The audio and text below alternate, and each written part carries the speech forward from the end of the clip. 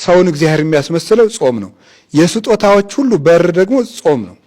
እግዚአብሔር ብዙ በሮችን በጾም ከፍቷል እና አሁን የሰው ልጅ ጾም በሚጾም ጊዜ ጥያቄዎች ይመለሳሉ። ለምሳሌ ነቢዩ ሙሴ ጾሞ እንደተነገራችሁት ሕግ ተቀብሏል። ካሁን ቀደም እንደተማር ነው ነቢያት ሁሉ 40 ቀን ጾመው ዕዝራ 40 ቀን ቢጾም የመጻሕፍት ጥያቄ ተመልሰውለታል። ኤልያስ 40 ቀን ቢጾም የሕይወት ጥያቄ ተመልሶለት ከሞት ተሰውሯል። ስለዚህ ጾም የሕይወት ጥያቄን ይመልሳል ማለት ነው። አስቴር 3 ቀን ብትጾም የሰላም ጥያቄ ተመልሶላታል። ወገኖች አንድ ሀገር ሊጠፋ ነበረ። የአንድ ሀገር ሕዝብ በ3 ቀን ጸሎት አትርፋለች። ከተሳለ ሰይፍና ስለት ከጦር ጉሮሮ አውጥታለች። ሰዎች ከሞት በ3 ቀን ጾም ድነዋል። በ3 ቀን ጾም ከሞት ከተጻፈ የሞት ደብዳቤ እስራኤላውያን የዳኑት በአስቴር የ3 ቀን ጾም እና ጸሎት ነው። እንደምታውቁት ቅዱሳን ሐዋርያት በፍልሰታ ጾም እመቤታችንን አሳየን ብለው ጾመው ነበር።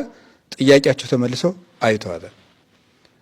ጌታችን ኢየሱስ ክርስቶስ ደግሞ በዚህ አብይ ጾም የሰው ልጆችን የኃጢአት ምንጮች የሚባሉት በተለይ ስስት፣ ትዕቢትና የገንዘብ ፍቅር፣ እነዚህ 3ቱ የሰው ልጅ የክፋት ሁሉ እናቶች ናቸው።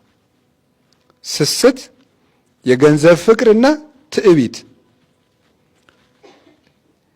የነዚህ ደግሞ ዋና እናታቸው ወላጅ እናታቸው ትዕቢት ናት። የኃጢአቶች እናት የምትባለው ትዕቢትና ኩራት የኃጢአቶች እናት ነው የምትባለው መታጀር። እነዚህን ቀጥቅጦ ያጠፋበት ቀን ነው ጾም እና ቅዱስ አትናቴዎስ እንደሚናገረው ሰይጣን በየዓመቱ ክርስቲያኖችን ሁልጊዜ ከተዋጋበት ውጊያ ይልቅ በአብይ ጾም አብልጦ ይዋጋቸዋል ይላል። ሁልጊዜ ከሚፈትናቸው ይልቅ ሰይጣን ክርስቲያኖችን ጠንክሮ የሚፈትናቸው በአብይ ጾም ነው። ምክንያቱም አብይ ጾም 2 ነገር ስላለው ነው። አንደኛው ከክርስቶስ ጋር ስለምንተሳተፍ ነው፣ የራሱ ጾም ስለሆነ። ሁለተኛው ደግሞ ትልቁ ጠላታችን የተሸነፈበት ጾም ነው።